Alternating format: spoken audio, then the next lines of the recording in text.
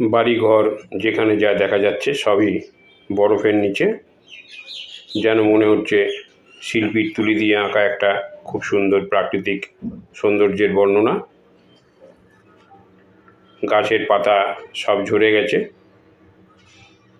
আর যতটুকু রয়েছে ততটুকুর উপরে বরফ জমে আছে।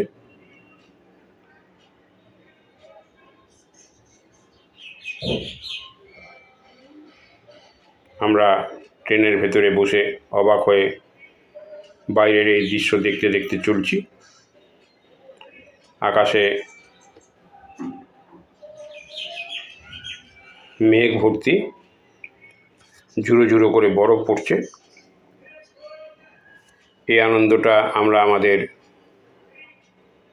চ্যানেলের দর্শকদেরও দিতে চাইছি।